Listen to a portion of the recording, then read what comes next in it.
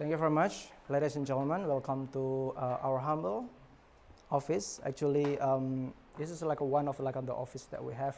We also have another one at 11th floor. And that's why we plan to hire many more. Just a brief of introductions. My name is Didi Ahmadi. You can call me Didi. I work as engineering manager here. I'm overseeing like a few teams. First is the cloud infrastructures, security, and then data engineering tools, and also data engineer which interface with a bunch of business across the Traveloka, ranging from whatever products that we have. So previously I worked at a visual effect company. They make movie, like Star Wars and something like that. It's called Lucasfilm. I'm dealing a lot with infrastructures right now. I used to work with a telco and some sort of healthcare as well. I think it's my 12th year in Singapore, so time flies, I guess. Yes, the subject here is our journeys. The title is changing a bit, I guess. Yeah. It used to be, what, Battle Stories? Battle Stories on productionizing Spark at Traveloka. The main reason we chose Battle Story because it's not everything is sunshine and rainbow. Right. The main reason we're thinking to have this kind of let's call it sharing sessions, because we face a lot of interesting things, and some of them is definitely not fun things, and we would expect people to learn from our mistakes. That's the things. So it's not about fancy stuff. It might be fancy. You guys decide whether it's fancy or not, but we're gonna start with that. Next, please. So this is the Spark that use case that we have right now. We do have data processing, which is ETL, I guess. The second thing is data exploration. I'm trying to make it simple here because everything can be lumped together into these two things. And then we start from 2016, not 2017, I guess. There's going to be a slide explaining more about the tech stack, what happened on 2016.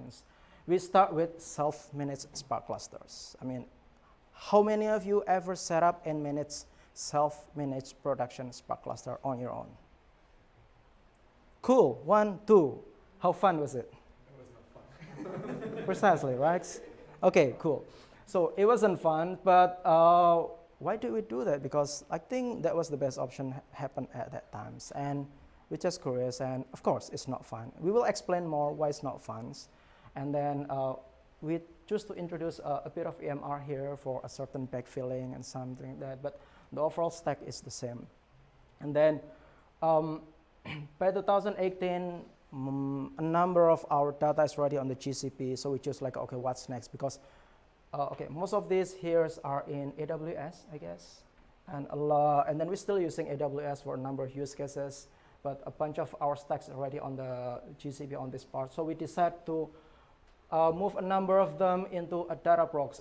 This is our code name, TT. We do have our own internal code name, but we prefer not to share it for now, I guess, because I think what we're planning to explain in detail is about this, the pain points. We're not going to talk about this too much because it's pretty easy, I guess, and how we can transition here easily, seamlessly, including the customizations.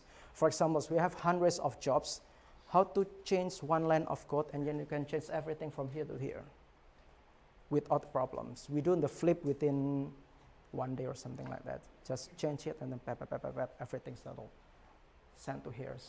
We do have a number of Qubole instance here being used for many things, but Qubole is not just for Spark, but because these things we're going to discuss just for Sparks. We still have a Qubole instance, number of things until now. We still have a Databricks instance here for now. And something that I need to mention is when a certain company, organization screw, you cannot just leverage the existing use case.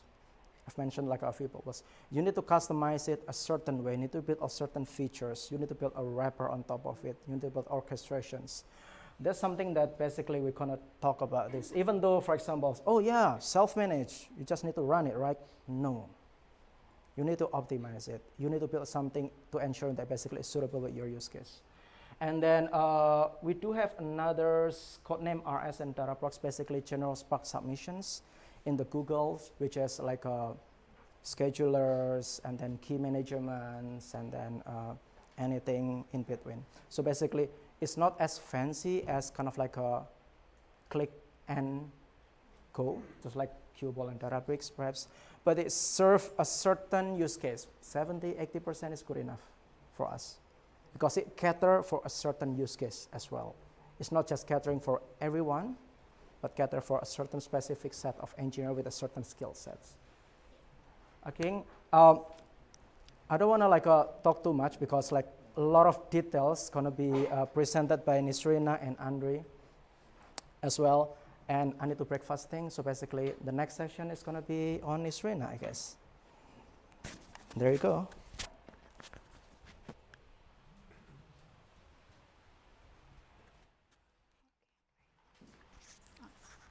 Okay, hi, my name is Nisrina, and thank you for coming.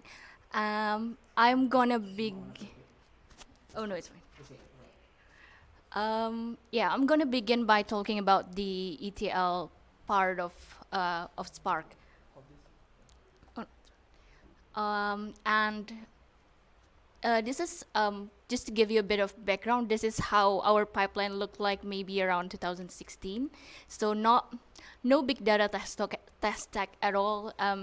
Like all of our data, tracking data, production data, everything is in a MongoDB, sharded or either sharded or just read replicas. And our ETL, our vanilla Python code, is running off of one node, like one gigantic node that we keep upgrading. Yeah, so that obviously doesn't scale very pretty well, and that's where Spark and all of its friends come from. We kind of need something that scales horizontally really well, and as a processing platform, Spark is what we choose because it scales really well. There are a lot of Python at the time was also like a big reason why we choose Spark because that's a language that a lot of our data engineers are familiar with. Okay, next. And for the first iteration, it's simply a single size fixed size cluster. So it was we didn't start off having it this big. It was like I think at the end about 20 something R3 to X large EC2 nodes. That was around that was 1 terabyte something memory. We're using high availability mode. We don't use at the beginning we don't use high availability mode. It was just one node, and then a few accidents later, yeah, we decided to we need failover. Some ancillaries, so 3 zookeeper node to support the HA mode, and 1 separate node for timeline server. What else?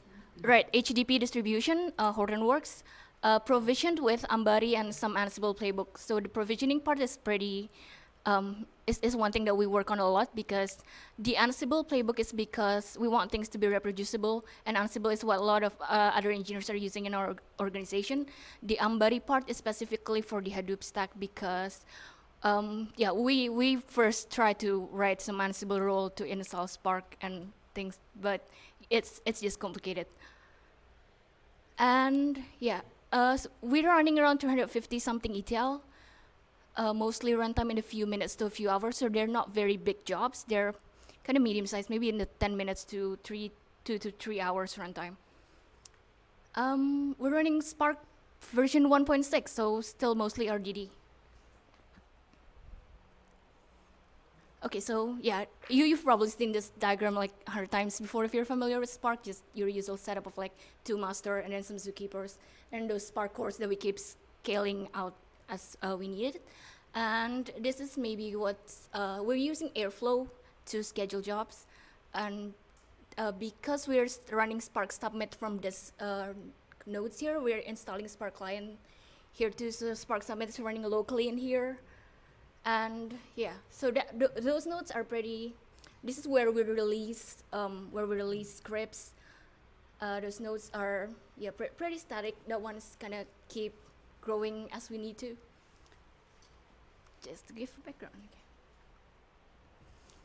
All right. So again, I think I want to share what's interesting is the provisioning part. The Spark cluster configuration is mostly vanilla with several configuration we made. And Yeah, this is how we kind of mix Ansible and Ambari for provisioning. So generally we have four Ansible playbook for each node type. Node type is those. So for example, the Spark worker is one node type. The Spark master is one node type. The zookeeper is one node type. The airflow worker is one node type. So for each of those, we built like this. We usually create like this four playbooks that define different things. We tend to uniformly do it this way, just for uniformity, and other people who are working on. You can have like other people who are familiar with this kind of format, working on it together. So the first thing we define is the resources. What are this? Let's say I'm having my airflow worker. What are they? What are the node types? What are the volumes? How am I gonna mount the volumes? Things like that. That was one playbook. And then the VPC rules. And this is also kind of important because we separated our nodes into VPCs in AWS. There's like one playbook that defines solely inbound outbound rules. So for example, a worker node can only expose port something to a master node. And yeah, this kind of relationship. And then the software provisioning. This is where we, if we have like pip install Spark, we put it there, but we don't. So like other pip libraries, other pip libraries that we use for transformation, they're installed in this, in this playbook. And then the fourth one is the monitoring rules. Since we're using Datadog for monitoring, it's mostly just Datadog checks. And the Ambari part is to provision the Hadoop stack and your Hadoop stack, and that's supposed to be Spark. Hadoop stack and Spark, like to complement this number 3 there. Oh, this is just a screenshot of one of our Ansible playbook for provisioning. So it's like, install, I don't know, PyMongo, cryptography, PyCountry, things like that. Those are just a list of things that we install, so that whenever we're adding a new nodes, we can just run this playbook, and it's reproducible. And the user submits this script via Airflow operator. So they write. So when they want to like write an ETL, first they write the Spark portion of thing, like the one that actually contains the processing logic, and then they schedule it via Airflow. And the Airflow in our team, they're used for to orchestrate a lot of other things. So for example, after you're running your Spark job, you're writing it to S3, and then from S3 you're loading it to Redshift or some other place. So yeah, this is just one part of the entire pipeline. We're creating a custom operator. This extends Bash operator. If you're familiar with Airflow, this is essentially ended up translated to a Spark submit command. So if you see the argument, it's pretty obvious on how they translate to a Spark submit. Like there's the master and cluster, and then you got the Spark arguments. Oh, what else? We use Datadog for monitoring. We originally only used this, maybe like in a production cluster, especially if it's just one cluster, it's important to keep it alive like 24/7, and monitoring and alerting is important. We initially only use this Ambari. Ambari got this built-in kind of alerting thing that you can use, but we ended up moving to Datadog just because, well, richer interface, just easier to configure things. And it has all sort of Hadoop-related check that you can use, and fairly convenient to use. You can just use very few configurations, things like you can configure a few things, and you can get various metrics from resource managers, from node manager. You get it streamed to Datadog services, and then you can just build dashboard and alert on top of that. Yeah, this is what kind of our monitoring playbook look like. So yeah, for example, I think this is for one of the master node. So we kind of plug in the URI name to the Yarn integration, the HDFS name node, the Spark, I forgot. Oh yeah, the Spark URI. And yeah, there are several other checks that we kind of use. For example, you want to check if your resource manager process is alive, you can just use the process checks to see if there's this string in your your usual PSOX output. And TCP check, there are several ports. So we check, like, I don't know, like just manager web UI. We keep checking if port 888 is accepting request. Yeah, I kind of add this because this is like, yeah, this looks way nicer than what our previous dashboard looked like. So yeah, you can build this kind of thing on top of after you stream everything. Right. So this to conclude what the self-managed part. So it's fairly stable. It works okay. But if we can improve a few things, this is what we want to improve. So our ETL, it mostly serve dashboard and reports that are expected by people kind of first thing in the morning they want to see in the office. So it usually running like 2 to 8 a.m. before before people are expecting it. So it's idle most of the other time. It really is just sit there doing nothing. So lots of room for cost saving. And scaling up still require manual work. Like if we want to add nodes, that will require us to like run the Ansible playbook manually, and then we need to configure some things in the Ambari platform manually too. There's like half a day to 1 day work to like really keep things stable. We want more cost transparency. Like from like David presentation, we have many products, we have many sub-teams, we have many business units, and sometimes sometimes you want to know exactly how much is this product costing to run their ETL. Like you have this huge cluster, but you don't know who is actually taking up most of the resources, and we want that transparency. Also, like upgrade the version from 1.6. We tried it once. We're upgrading like 1.4 to 1.6 via Ambari, but that wasn't very straightforward. Lots of trial and errors, essentially. Less time spent on managing the operation. You have to keep a cluster alive 24/7 that come with certain costs. And so yeah, conclusion, we want transient cluster. So yeah, just to give you an idea on how much your cluster is underutilized, this is the maximum, this is like the 1 terabyte memory capacity, and this is the actual usage. So yeah, look at all those free spaces there. This actually does hit peak kind of in certain ranges. This kind of smooth it out, but it does hit peak, but like only for a short amount of time. Right, so we're moving on to transient cluster. So so instead of like just Spark submitting to an existing cluster, we spin things up, run it, shut it down.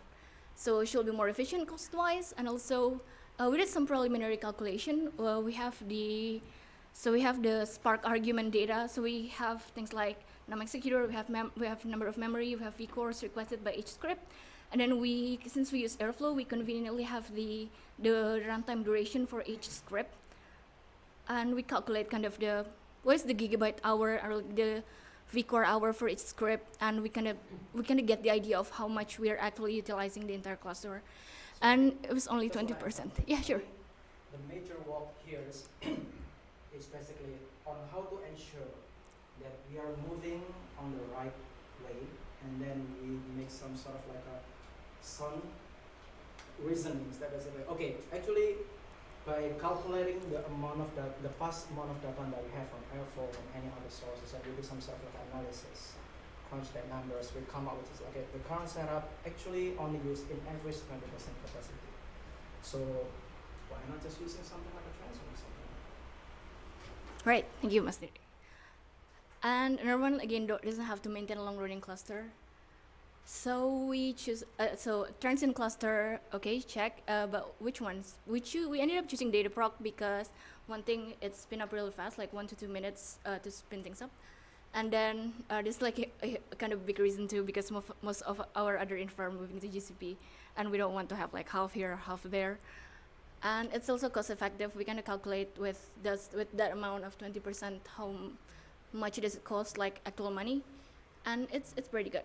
So cost effective here is not just comparing with like a one or two solution. We try to compare like a few products, 4 to 5 products, and we calculate everything end to end with our users, etc. We come out like, okay, with this, I think is the most cost effective for our users. Just be mindful that this is based on our users. In case you do your own research, the number might be different, right?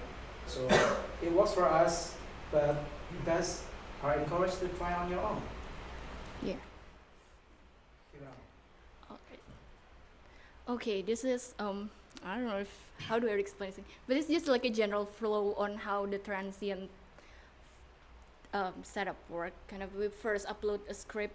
Every time you're running an Airflow worker, you're uploading a script to a temporary GCS path, because the script kind of changes sometimes. So we are uploading as needed when it want to be submitted, and then we create a cluster based on certain spec. And after the cluster, wait until the cluster is created, submit it, and then delete it.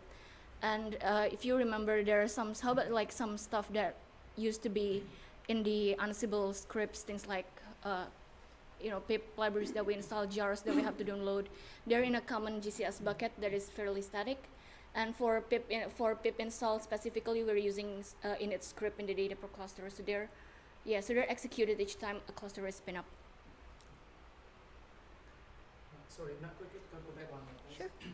I think the main difference here between the standalone cluster is basically we need on the process number 2 and number 4. Right, so we need to create something to create cluster based on the specs. This has to be done automatically because we need to migrate this just by like changing one and a four. We need to create some sort of translation layers to find out how much cluster spec that actually needed without people defining on their own.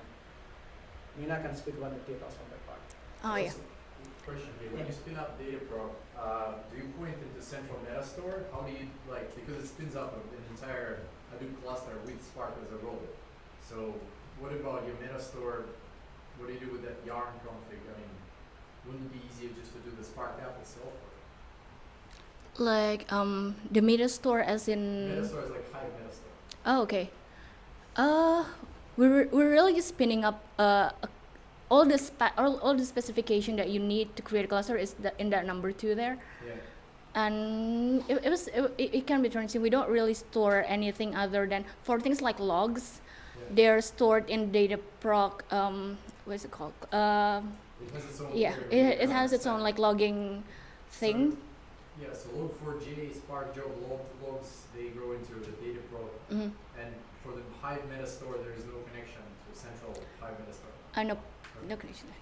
Also, Yep. also like in case of any kind of events or like sale or something, so you need to scale up more of the cluster because the roles of the jobs are high. How do you manage those things? Like if I'm getting it correctly, how do we manage? Like you roll up the cluster every time, right? With Mhm. certain specs on the basis Right. of previous analysis. That's right. But any time of like any kind of event or sale or something, at that time you need a high cluster. Might be you need a better cluster to manage all the jobs and roles. Right. So how do you manage those peaks in unusual peaks? Okay. So we still configure each script manually. So for example, if one day this particular script really need like a much bigger one, then someone need to manually change the cluster spec. It usually you can just use our backfill kind of code so that it's just one time and you don't have to change it like to the rest. When we set this one, I don't think there's an auto scale yet on the Dataprocs. I guess it only happened recently and it's still on beta as well. I guess it's more towards the use case that we have. We sort of understand the workloads, but in case there's something that basically need to search or something like that, I think with this we still need to configure manually. Again, the goal for this is mainly to remove because the pain point of managing self-managed clusters, it outweighs whatever happened is. So think of it this way. Nina is the sole person that managing that kind of things compared to other people. And she also needs to do a number of other roles. Having like a single point of failure in technological is definitely not good. Right. Well, we think about like, okay, how can we scale the whole operational things while still managing the overall things? And then still aligning with the strategy on these things, we choose that kind of action plans. Basically, the goal here is like, okay, we need to, for example, ease the whole manageability. And then the second thing is we need to bring the cost into like a make sense numbers. And then the third thing is basically, okay, what can we do to make sure that the transition is like a quick and fast? And then it still serves the whole purpose. This is the process that we do. Of course, after this, all the data engineers which is working on each mission is basically responsible for their own Spark jobs. They know their workload best.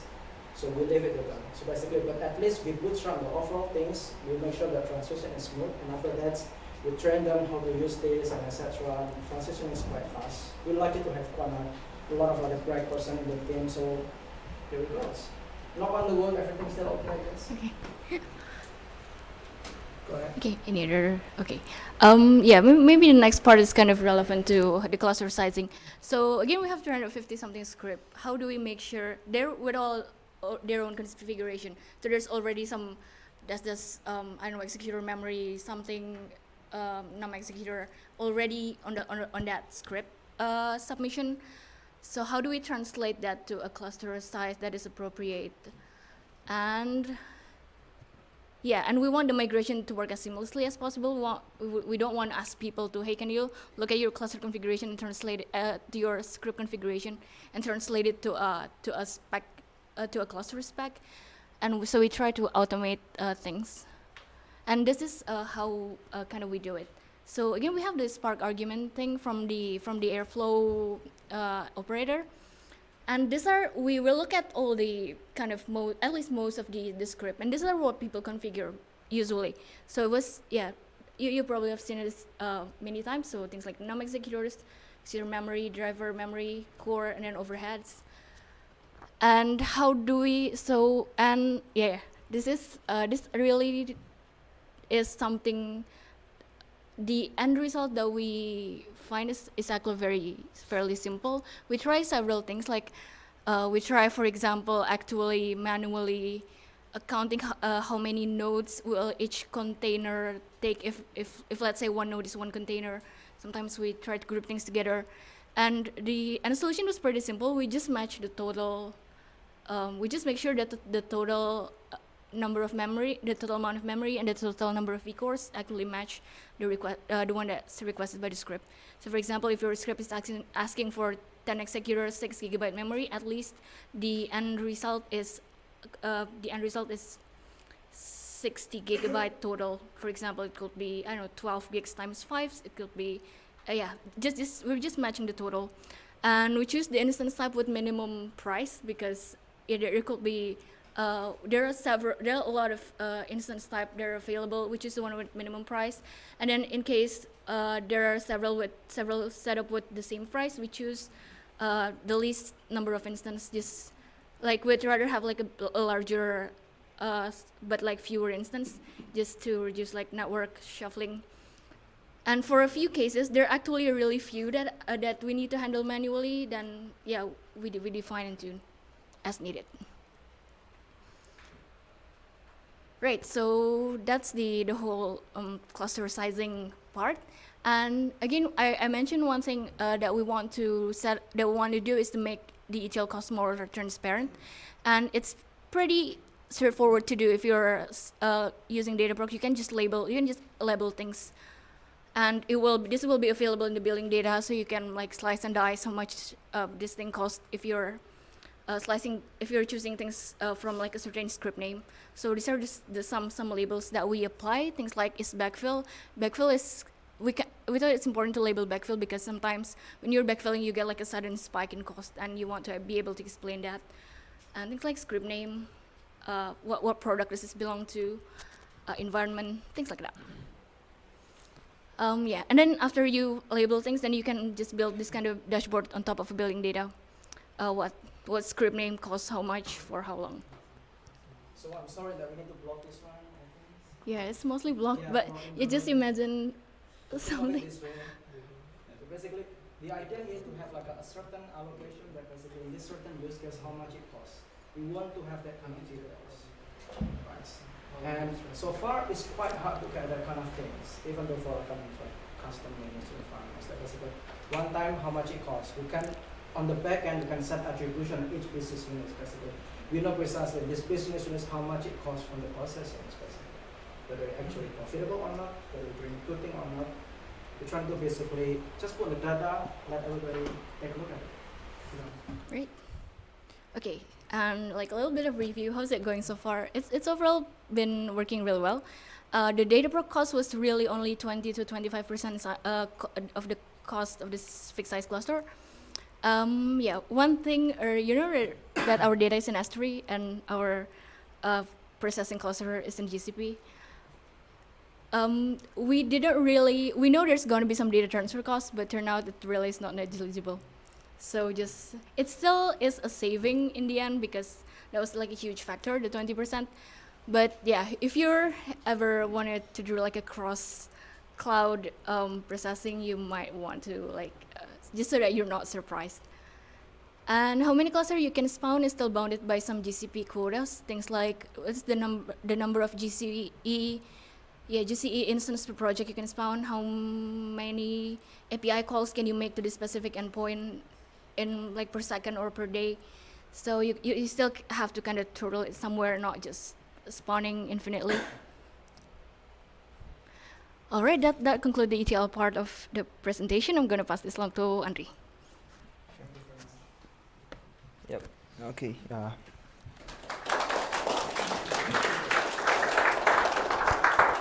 Can you pass me the laptops?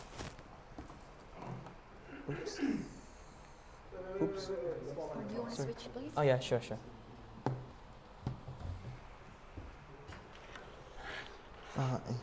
Can you help this to?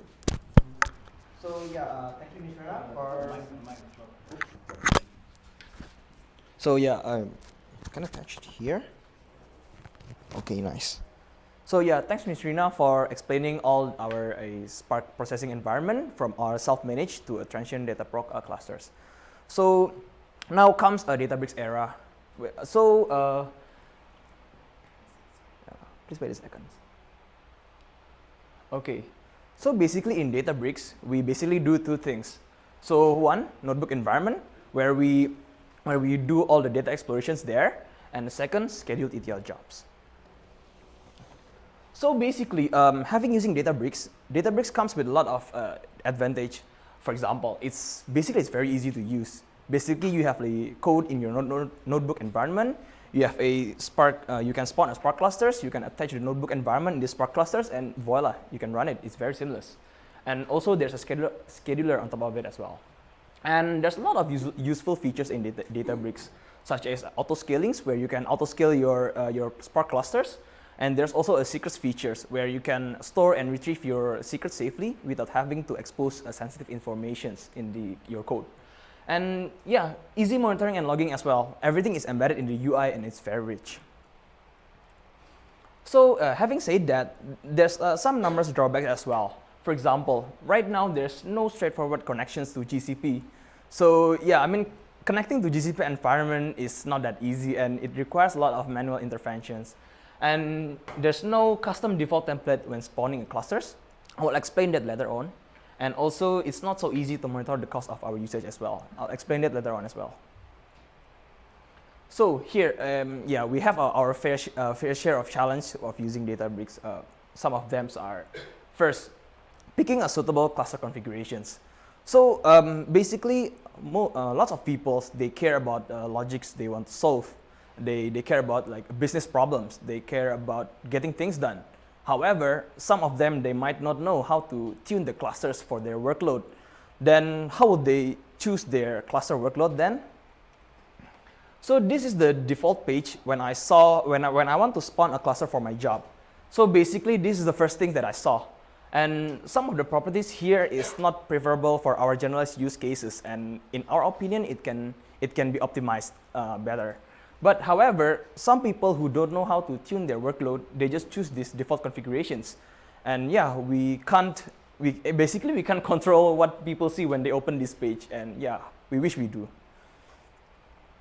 And yeah, our solutions on this is that we provide some basic documentation for people who don't know how to tune their workload, some best practice use cases. For example, enabling Databricks auto-scaling features, like whether you have to spawn a few big clusters versus small numerous clusters, mixing AWS spot instances with on-demand instances, because Databricks has that features where you can use the spot instances and you can fall back when on-demand in case the spot instances get reclaimed by AWS.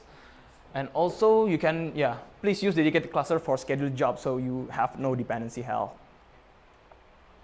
So our second challenge was, there's limited features on cost monitoring in our opinion. So this is the graph provided by Databricks to us.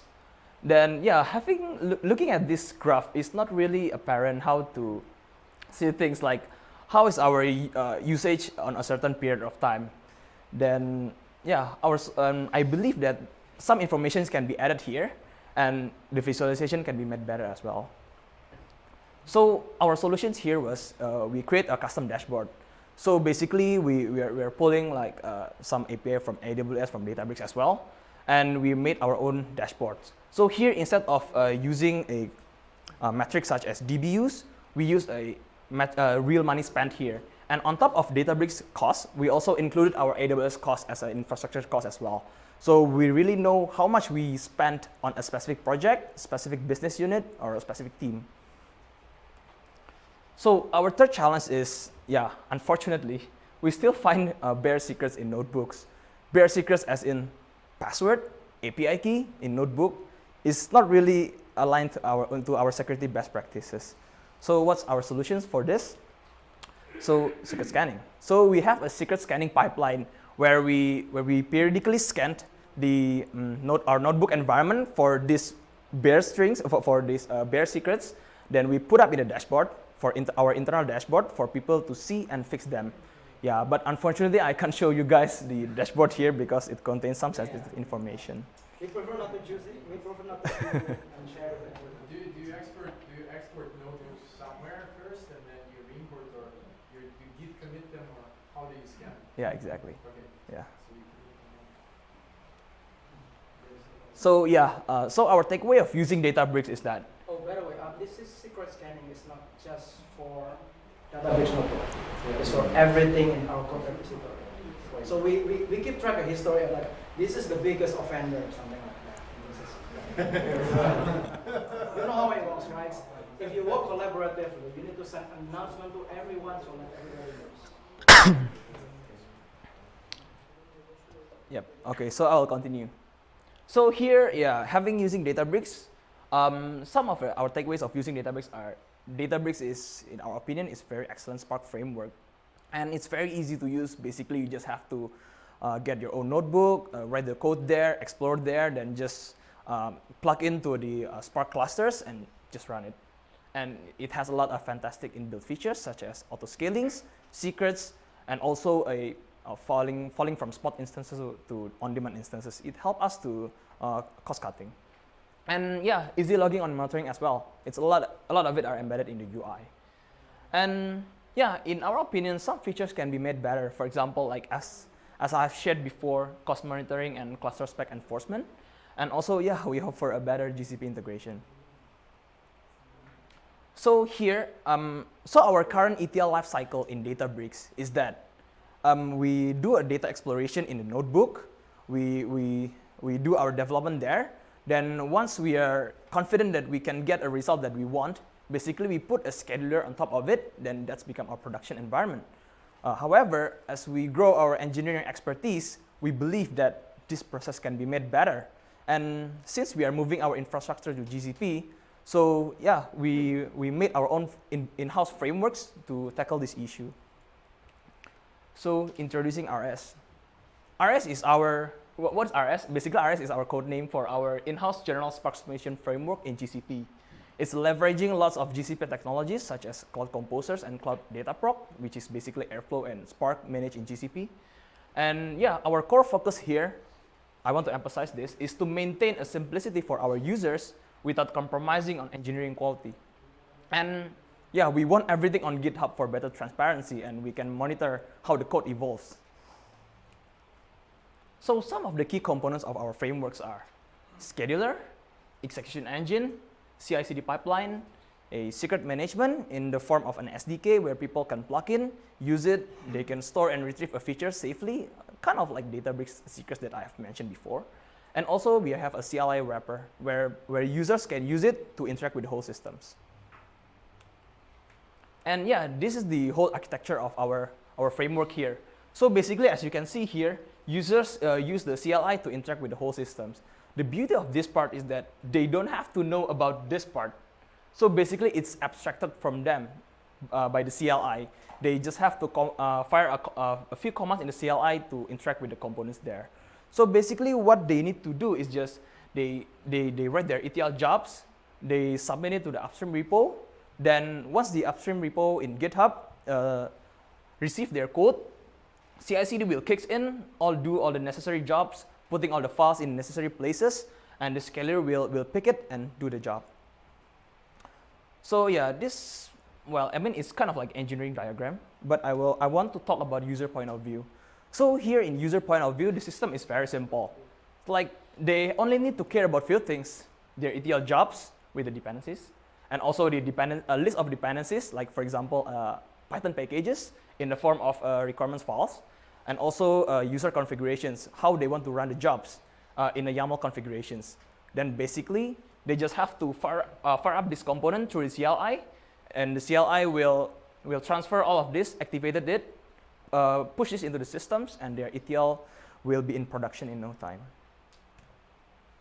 So yeah, talking about user configurations here.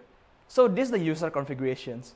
It's like they just have to pass the systems, like in a YAML format, how they want to run the jobs. For example, the schedule, cron schedule, like the machine type, number of workers, for example, how many Spark workers you want to have, like owner email in case you want to be notified if the job fails, and yeah, there's a lot of it. And basically, the system will parse these YAML configurations.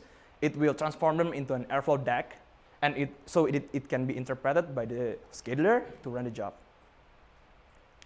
So yeah, some of our features highlight are that a secret management in the form of SDK, whereas yeah, I've explained before, where you can store and retrieve your secrets safely. And there's a permission isolation as well. So in this framework, each of the job has its own sets of permissions, what it can do, what it cannot do. And the CI/CD pipeline and the scheduler have their own permission as well. So we also provide a backfill capability. We have a CL abstractions where people can use it to interact with the whole system without knowing the implementation. Also GitHub, yeah, we want everything to be checked in GitHub, so yeah, it's provide a better transparency. We know how the code evolves, and ownership attribution as well. Yeah, kind of same thing as what Ninas does. So basically, we label everything, we label every resources, so that we know how much we really spend, how much our usage on a certain business unit, certain projects, on a certain team. And yeah, having said that, we still believe that there's still lots of improvement to be made. It's still far from perfect. And we are still continue to working on this to make this better. And yeah, that wraps up our stories in using Databricks and building our own solution in GCP. So yeah, I will pass it to Didi. All right, cool.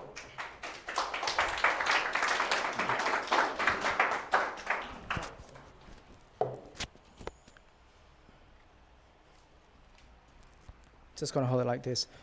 Thank you very much for Nina and Andres. I mean, I think that's pretty much the journey and the history that we have right now. I mean, because of the times, the presentation that we're trying to present is just, we're trying to make it touching a certain things, just give a hint on what kind of complexity, but we cannot deep dive.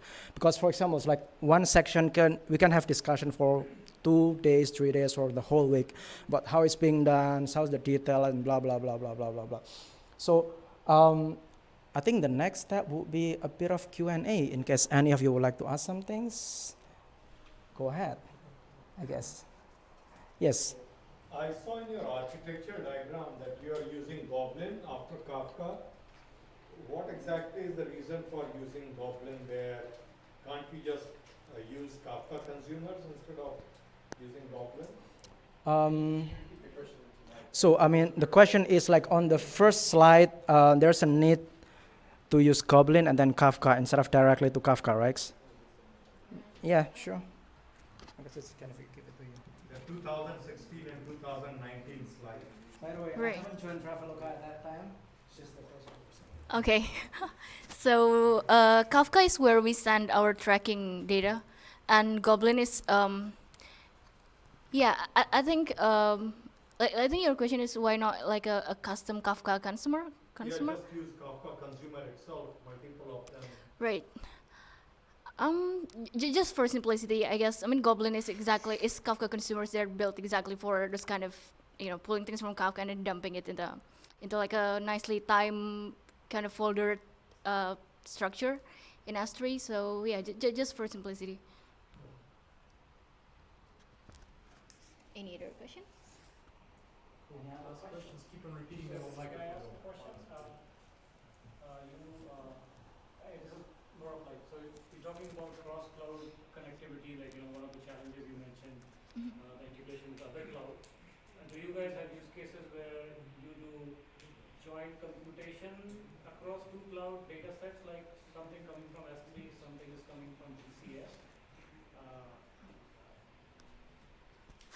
Yes. Do I mean, you mean like somebody trying to join the data from the GCP and also from the AWS? Yes, actually, it happened many times. Let me repeat the question first. So I'm still holding my cup because some breakfast things. So yeah, there are a number of cases in which basically, okay, the data is not on the GCP yet, and we need to pull something from AWS, and then we need to join both of them. We have the flexibility to do so. Basically, pretty much all the platform that we have right now, whatever 3-4 things, we have to be able to do so. So also the main reason we have secret management here, so basically to ensure that the whole platform can access data from the S3 as well. So regardless the location, you should be able to pull this data from here and then join the data from there and just mix it together. I think hopefully that answers your questions. Yep, that's an interesting dimension when somebody using multiple clouds. Another question, if I am allowed to, I don't want to block other people if there are other questions I can go next. Okay, so my next question, I think you mentioned about the challenge where you don't have the control, like how people are configuring clusters. So is it like for individual workload you're creating separate cluster every time, or how does that deployment model look? In which area, by the way?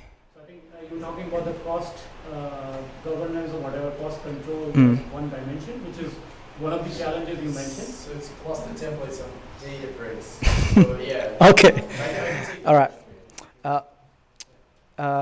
I think what we're trying to do is we're trying to empower people with a certain magic within their fingertips, right?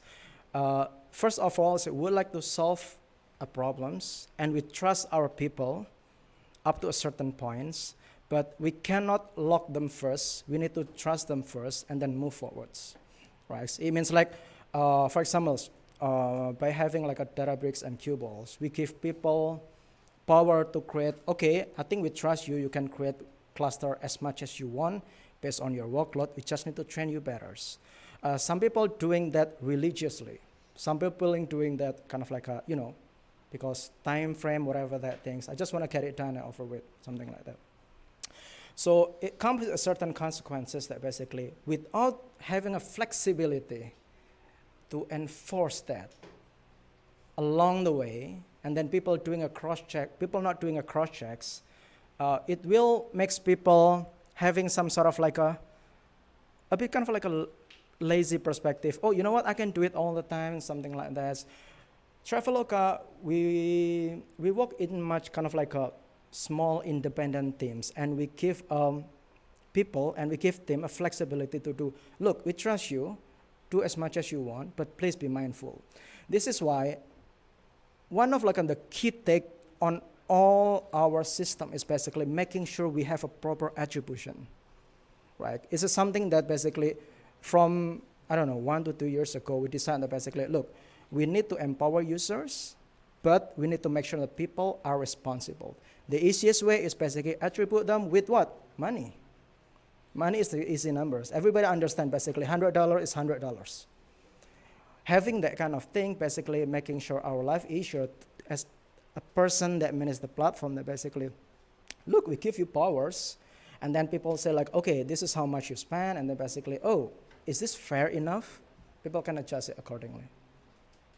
Hopefully that answers your question. Yeah. Right. Anytime. Anything else? I mean, I'm trying to be mindful with the timing here. That's all right. We started like about 10 minutes in, so it's fair enough for another 10, 12, 15 minutes. Yes, sir. Can you elaborate again? So when you have 350 something jobs, right? And sometimes they start simultaneously, right?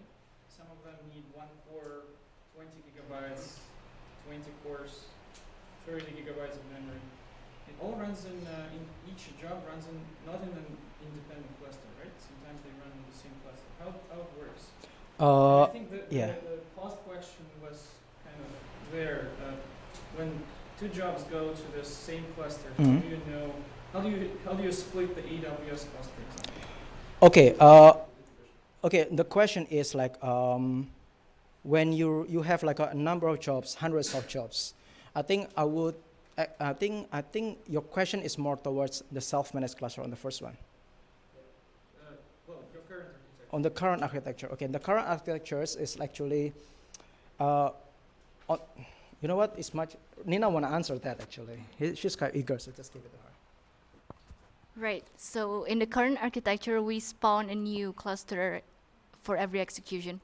So if there are 350 running daily, there are 350 clusters spawned that they running things and then turned off exactly after they're done.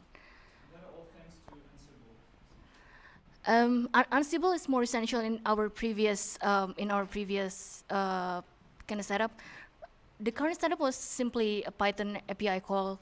We just call it like Dataproc. Dataproc got this API that we can call to when we want to submit. When we want to spawn a cluster with certain spec.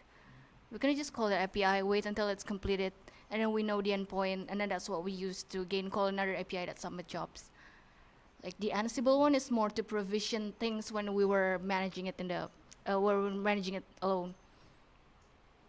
Do you do the same with Databricks?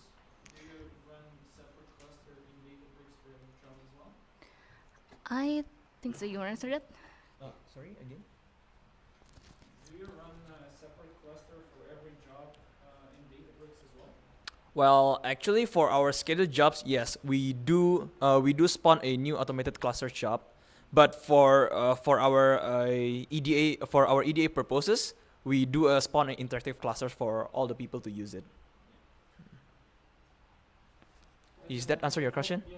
Okay. But then the follow-up question: Do you see there is a lower utilization of each cluster because every cluster is some overhead, right?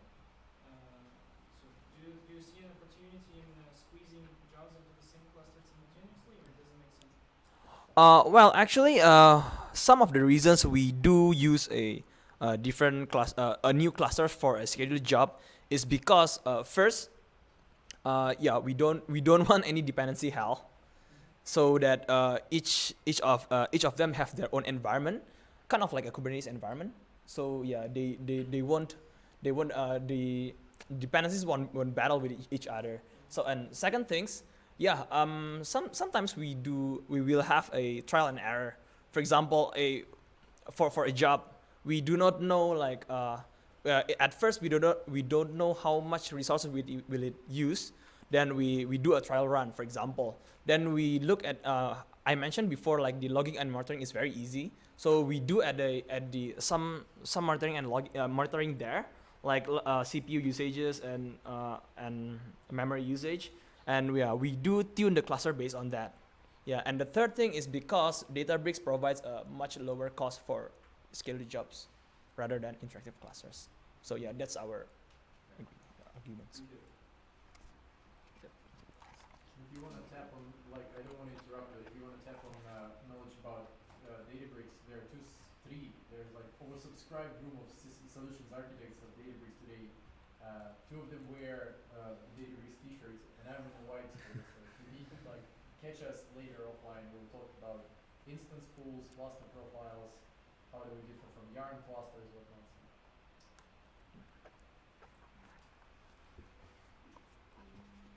Yeah, we have another 5, 6, 7 minutes. It's already. One question. You talked about moving from AWS to Google Cloud, right? And I find that very interesting. So what, apart from like this transient spinning up and spinning up down of clusters, and what were the other factors? Because you are moving a lot of other stuff to Google Cloud as well. So can you please highlight the different factors you think? Because it's a big decision, right? Yes, it's a big decision. I cannot explain end-to-end in detail in this kind of forums, but I guess there are a number of key factors in deciding what kind of platform that you have. Our decision that being made at that time might not be suitable with your decision that need to be made right now. I'm a big believer in that basically, as long as you do your best at any given point in times, you won't make any regrets. Okay, so at around 2017, I guess, like we realized that basically if we would like to rebuild everything, I mean, our system on AWS, for example, there are a number of things that we have to build from the scratch. And the propositions from the GCP at that times is much more compelling. Another key factor would be, for example, like on the BigQuery. BigQuery is really, really compelling, for examples. Nowadays, the competition is quite tough, right? The Redshift Spectrums, Azure, for examples. And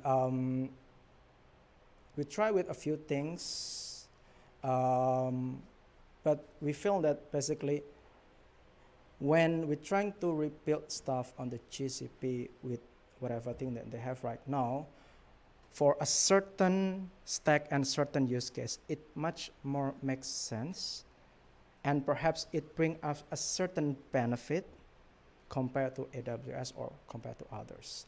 I mean, I cannot disclose right now what kind of things, when are they, and stuff like that, but we still have a number of like a presence in AWS, for example, right? And if we feel that basically that use case is much more suitable in AWS, I say like, let's stick with it. We are quite practical. And we keep evaluating on what happened on the market right now. Because we live on a very interesting world. Things are changing every, I don't know, month, I guess, or perhaps 3 months. And then if we found that basically, hey, you know what? This sounds suitable for us. And after we do like our due diligence, it gives us much more benefit. Let's say, why not, I guess. Our decision might be different compared to your company or your organization. So the variables are quite a lot here. So the point here is like, for a certain use case that we have right now, it is much more suitable to build it on the GCP rather than on the AWS. For a certain use case in which basically still good in AWS, we just stick as it is. That's what a business is. Hopefully that answers your question. Okay. All right. Thank you. Anytime. Anything else, I guess? No? I guess? So we might take let's take a 5-minute break. All right. If you guys want to stretch your legs, have a coffee. Second part will be about Delta announcements that came from Spark AI Summit. And so if you need any more information, just sketch us. Yeah, I mean, we're going to be mingling around here in case you would like to ask something and stuff like that.